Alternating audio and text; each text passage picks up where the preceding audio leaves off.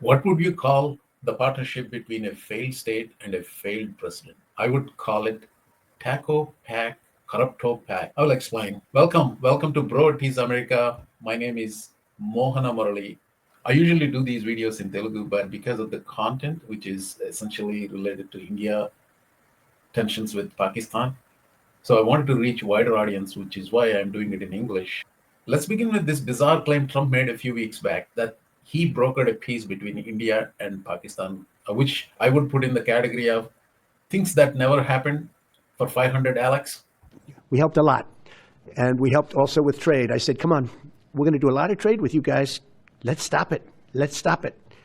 If you stop it, we're doing trade. If you don't stop it, we're not going to do any trade. People have never really used trade the way I used it. That I can tell you. And all of a sudden they said, I think we're going to stop. So the only thing I agree with that in that statement is people never use trade the way he does. I agree with that. But in this case, between India and Pakistan, whatever he said happened, never happened. But there is a deeper connection here. Trump is a failed president. As far as I'm concerned, he's a failed president. Trump 1.0 is a failure. The only signature accomplishment he ever had in that term was passing this massive tax cut bill for rich people in December 2017. And then he did not do anything with healthcare or anything else. And he is responsible for losing more than 1 million people during COVID. And it is widely known around the world that Pakistan is a failed state. And then there is an interesting change between Trump 1.0 and Trump 2.0. Trump had a change of heart about Pakistan. I remember him criticizing Pakistan for its role in aiding and abetting terrorists around the world, right? And this time he seemed to be cozied up with Pakistan quite a bit. And he's even hyphenating India and Pakistan as if both are equal in some international stature. And what's going on is the immense corruption that Trump and his family has resorted to in the name of crypto. So this entire story is all about that corrupt connection between Trump and Pakistan. The details I'm going to present in this video are a little complex.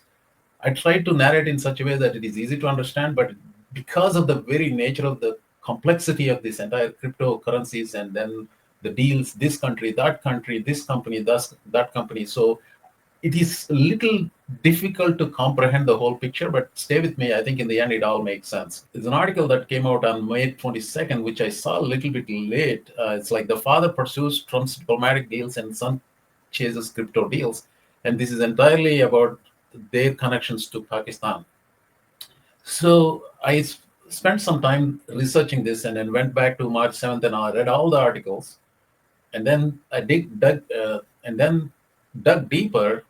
And now it's clear to me why Trump is going up to Pakistan. Because this story is complex, that involves a whole bunch of organizations, countries, people. And this crypto itself is literally, it's cryptic. It's not that easy to understand the whole complicated network of shadiness that goes on into this, right? Like, so to get my story straight and in the sequence, I created this document, and hopefully I can share this in the show notes right below. So the upshot of this whole thing is Pakistan has actively sought to improve its relationship with Trump administration, leveraging various channels, including crypto-related initiatives to foster economic partnerships and gain influence. These efforts have involved high-level meetings, lobbying, and strategic collaborations with individuals connected to Trump family and the administration. Before we get into the actual story itself, you need to understand who the players are first. First and the foremost, you need to know what this World Liberty Financial, it's a company, US-based company.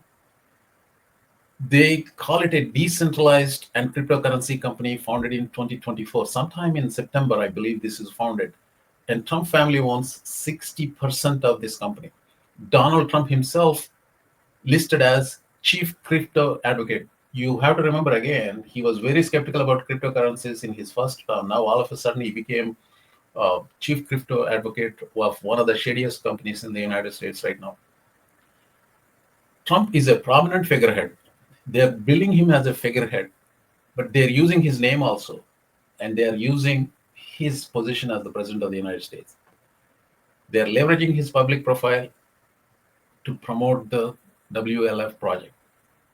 Eric Trump, he's the lead among Trump brothers to do this crypto business. Don Trump Jr., Barron Trump, actually, even Barron Trump seemed to be very crypto enthusiastic. Uh, there are reports saying Barron Trump is the one who pulled Trump into crypto business. Zachary Folkman, this guy is a co-founder and he has very controversial background, including past ventures in social media marketing. Anyway, so Chase Harrow is a co-founder, and this guy has colorful history. He describes himself as dirtbag of internet. He has prior convictions for theft and involvement in failed crypto ventures like Doe Finance and Pacer Capital. Steve Witkoff, he's actually Trump's Middle East envoy. That means he works for the administration. He works for the U.S. taxpayer, and he himself has connections to WLF. He's a co-founder and significant backer of WLF. He also donated $2 million to Trump campaign and introduced Trump family to Harrow and Folkman. Remember, Harrow is a sleazebag, self-described dirtbag of internet. Zach Witkoff is Steve Witkoff's son.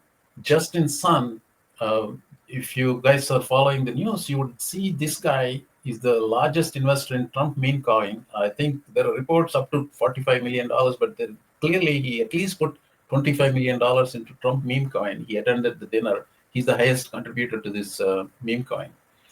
He attended Trump's dinner. Remember, there is a 200 plus people were special invitees, and Trump claimed he's doing it in his personal time, etc., etc. Basically, the people who went there, they said they're there to gain influence on him. So anyway, this is the guy who had money laundering charges by SEC, who was very confident in winning the case, but all of a sudden, mysteriously, the case was dropped in February against Justin's son. He's now roaming freely. So there are other players in here. Abu Dhabi-based crypto firm also put some $25 million into WLF tokens. So this is the background of the World Liberty Financial. And this guy, if you want to put faces to the names, Steve Witkoff, he's the guy, co-founder and directly connected to Trump. So that's the degree of separation is one. He said crypto would skyrocket under Trump. And this guy is Zach Witkoff. He's the son of Steve Witkoff. So the degree of separation between this guy and Trump is two. He knows Trump through his father, right? Changpeng Zhao, CZ, he's called CZ, and he's the founder of Binance. I believe he was the second richest man in Canada, something like $60 billion. He was indicted in United States for money laundering charges. He pleaded guilty for them. He went to prison for 4 months. I actually put degree of separation with Trump as 3, probably he's 2. Anyway, another shady character.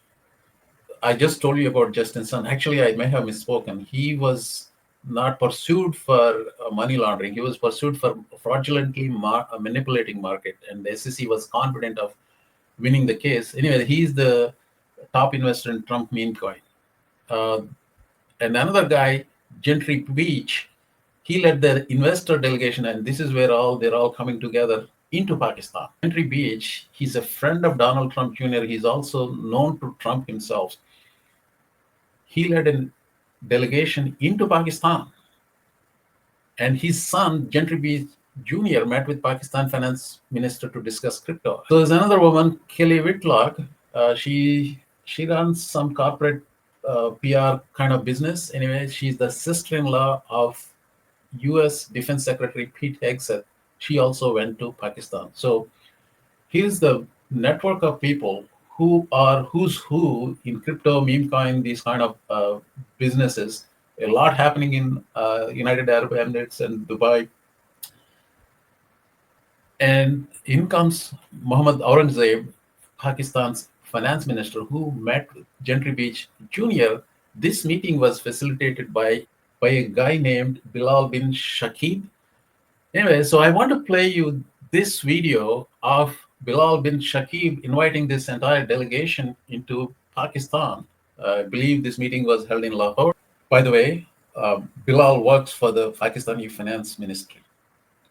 And here is Bilal welcoming all these players, CZ and other world liberty financial players, into Pakistan. We are here at the historic site of Lahore Fort, a symbol of power, resilience, and tenacity, built around 450 years ago on stones and strategy. Today, with me is another builder who is not building on stones, but is definitely building on code and strategy. He did not only found Binance, which is the largest exchange in the world, but he literally changed how people transact. Today, ladies and gentlemen, marks a defining moment in the trajectory of Pakistan's advancing towards global economy, global finance, and blockchain.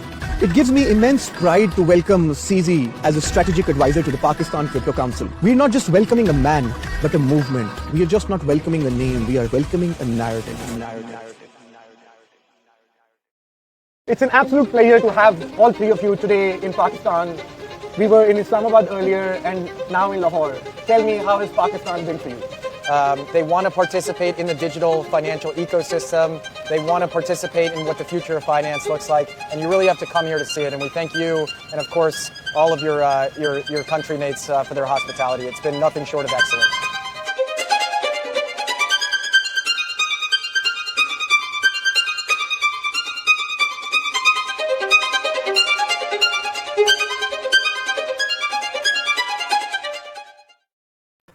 That was Zach Witkoff in Pakistan. This is at the event in Dubai where the World Liberty Financial people met together and then they cooked up some deals. This guy is CZ, and I think this is Zach Witkoff. Was it Zach? Yeah, of course, you know Eric Trump. And here are all the players. This guy is Bilal, and this is CZ. This is Zach Witkoff, and I think this is the guy. This is the guy Hero. This is the one of these two is the ones that described as internet sleazebag or whatever the label they were giving themselves. And after this event, Steve Witkoff himself met with Trump. This is all in May. The earlier two pictures, so basically this and this happened on May 1st, and this happened a few days later in May. Let me bring you to the entire premise of this article. The father pursues Trump's diplomatic deals, the son chases crypto deals. So there you have it. We have a corrupt president. He's out in the open taking money gifts, a $400 million aircraft from Qatar. And he launched a crypto meme coin just before his inauguration, went up to $70 billion in value. God knows how much money he pockets from all the transactions. He still owns about 80% of it. There are reports saying his net worth increased by $2.9 billion, Bloomberg. And then he announces a special dinner for 220 people who invest in his meme coin. About a whole bunch of them got there for access. And he holds this dinner in May. And some of those shady players, who knows if this Bilal guy, he's at the dinner or not, because they don't want to disclose who's there. Who knows, like how many of these Pakistani lobbyists, who knows if the Pakistani lobbyist is also there. And it is easy to pursue a corrupt head of state through bribes and some gifts, then pursue a strategy. So if you are Pakistan, doesn't it make sense to pursue a corrupt US president through bribes and other kinds of shady schemes, then pursue a diplomatic channel with India or some other country? That's what Pakistan is doing right now. Yeah, sure, India has its own corruption problem, but it's hardly a failed state like Pakistan. And it all comes down to this. Taco. Trump always chickens out. That's his name now.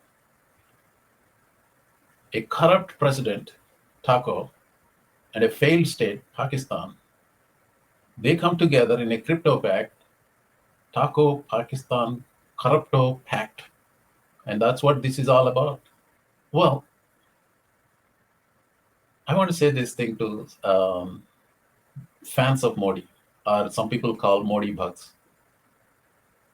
I am not a Modi bhakt. I'm not a like extreme critic of Modi. Also, I also don't think that Modi is corrupt. He has, in my opinion, he has his problems, but corruption is not one of the. Yeah, he tolerates corruption. He cozies up to corrupt people. I don't think personally he himself is corrupt. I don't think so. But Trump is personally corrupt, morally bankrupt, and that's what I see. And you guys, especially Modi bhakts, looking up to a corrupt guy like Trump, a morally bankrupt like Trump, and I want you to have a reality check about Trump. And that was the main reason why I did this video. Well, I'm pretty sure I get some nasty remarks for this video, but hey, that's the nature of the discourse. Have at it. If I feel like reaching wider audience than Telugu speaking people in India, I'll put out another video in English. Thank you for watching. Thank you. I'll see you later. Bye.